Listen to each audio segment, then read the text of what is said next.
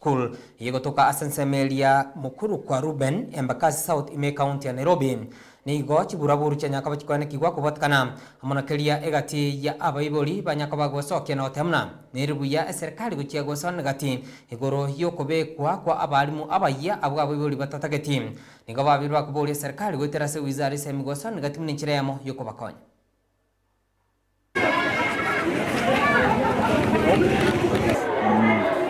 Yuzi ndio sasa wanasema watakula wapi.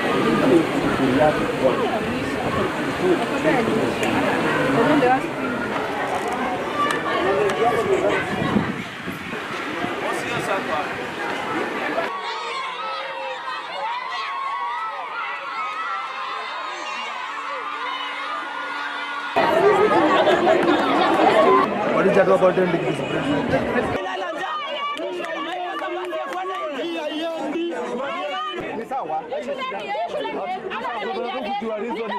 My name is Gideon Dambuki, Director Gatoto Integrated Development Program.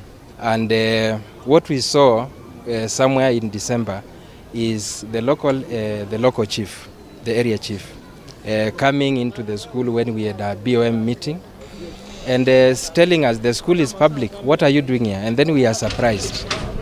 Today we see new faces in the name of a head teacher, some few teachers telling us that they are working in this school. They've been posted here by Teacher Service Commission.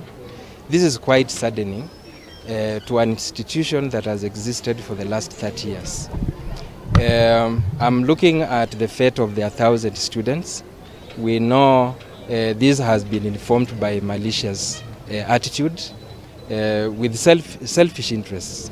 And from where I sit, I feel the underprivileged children of Mukuru kwa Ruben are mostly disadvantaged if this is the approach that the government is taking.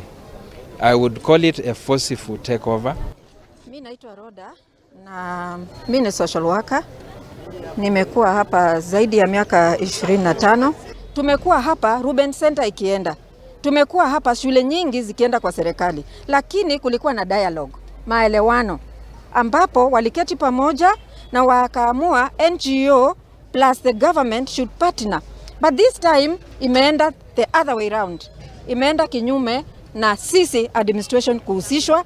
So the reason why tunasikia vibaya ni kwa maana tumesukumwa. Wanaingia na nguvu, hatuja participate in any way, hatuja hand over in any way. Hiyo ndio shida yetu. Kwa majina naitwa Albanas Mwicha, PA wa MP Embakasi South. Ile kitu tungefurahia maana sasa kutoka tupate kiti tumekuwa hakuna kitu tunaweza fanya hapa, maana pesa za serikali haiweki mahali kwa shule private, lakini sasa imeenda kwa public. Kwa hivyo sasa pesa za CDF tunaweza ifanyia kazi, tunaweza weka fence, tunaweza ongeza darasa. Ile tunasema sasa hakuna classes and grade 9, lakini sasa tunaweza weka pesa na tufanyie wananchi na watoto maendeleo. Mweshi anashukuru na tunaomba hii shule serikali tushike mkono ikae